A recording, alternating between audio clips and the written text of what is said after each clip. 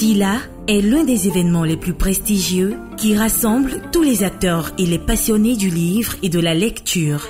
Mercredi 12 mai 2024, jour 2 de la 14e édition, s'est déroulé au parc des expositions de la commune de Port-Bouët à Abidjan, Côte d'Ivoire. Cette journée riche en couleurs a été dédiée aux écoles. Le SILA, c'est une panoplie d'ouvrages traitant de sujets variés. Notons la présence de plusieurs personnalités, religieuses, politiques, administratives, culturelles et des visages moins connus. Le SILA a ouvert ses portes à de nombreux écrivains, dont Michel Félicie Manouan, une jeune écrivaine qui en est à son premier livre. Cette dernière, dans une interview accordée à la Radio Grâce Espoir, a présenté son parcours, ses aspirations et son recueil de nouvelles intitulé « Et s'il s'agissait de ton histoire ?» Un recueil d'aventures et d'enseignements dont l'une des histoires est un hommage à son défunt père. Michel Manouan est une ancienne animatrice de Radio Grâce Espoir. J'ai commencé en 2020 à l'ouverture de Radio Grâce Espoir avec l'émission Sur le chemin de Damas, qui est une émission de témoignages. Voilà, donc peut-être que c'est maintenant que les auditeurs pourront mettre un visage sur cette voix. Et puis sinon, je suis consultante en communication, donc je suis consultante en communication. J'ai fait la communication de formation et de fonction. J'ai travaillé pendant 13 ans dans la téléphonie mobile et je me suis mise à mon propre compte. Je suis organisatrice d'événements culinaires, des ateliers cuisine. Je suis auteur-écrivain. Voilà, donc j'ai plusieurs casquettes. Et sinon, je suis membre de l'apostolat École de prière du frère Amos Stéphane Zibi. Et lorsque j'ai perdu mon père l'année dernière, en 2023, je lui ai écrit un hommage. J'ai voulu, donc il m'a donné la force, son départ m'a donné la force de réécrire. Et donc, je me suis mise à réécrire plein d'histoires.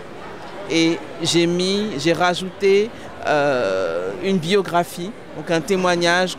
J'ai rendu témoignage à mon père dans cet ouvrage, donc c'est la réédition du premier recueil avec une nouvelle histoire.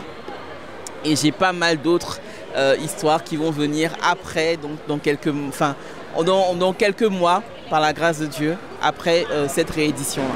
L'évêque du diocèse d'Abbeville, Monseigneur Alexis Touabi-Hulot, a présenté son recueil intitulé « L'aventure tumultueuse » qui retrace l'histoire de plusieurs personnages en proie aux difficultés. La culture est un peu pour le peuple ce que le sang est pour le corps humain. Imaginez un corps qui serait vidé de son sang, mais ce corps-là s'exposerait inévitablement à la mort. Et un peuple aussi qui serait vidé de sa culture est un peuple qui ne pourrait pas avancer parce qu'il est exposé à la mort culturelle, qui est aussi grave que la mort biologique. Mais aussi, je suis là à un titre personnel pour présenter mon dernier ouvrage intitulé « L'aventure tumultueuse », qui n'est pas un livre de théologie ni de spiritualité, mais un livre de littérature profane, un recueil de nouvelles. Voilà un peu ce que je peux dire pour le moment.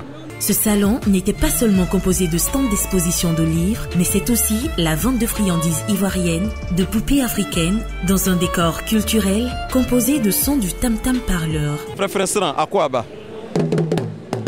Ni pas nina frimamben à quoi bas? Des écrivains, des acteurs culturels et des participants s'expriment au micro de la Radio Grâce Espoir. À l'occasion du SILA 2024, nous lançons les coups de la vie en version audio. Jusque-là, on connaissait les coups de la vie en version papier, que nous avons du tome 1 au tome 8. Mais à partir d'aujourd'hui, on pourra écouter les coups de la vie partout où nous sommes. Et donc, le SILA, c'est l'occasion pour nous de rencontrer nos lecteurs. Parce que nous en avons beaucoup, mais ce n'est pas évident de les rencontrer, de discuter avec eux, de les toucher, de partager un moment de littérature. Et donc, le rendez-vous du SILA chaque année, c'est le rendez-vous que tout le monde attend. Alors, le tambour, tout simplement, c'est l'ancêtre des médias.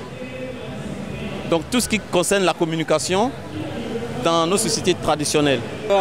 C'est apprendre, lire, c'est connaître des choses que tu ne connais pas. C'est découvrir des choses que tu ne connais pas.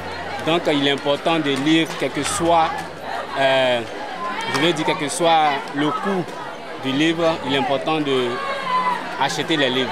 La Radio Grâce Espoir, toujours au cœur des grands événements d'ici et d'ailleurs.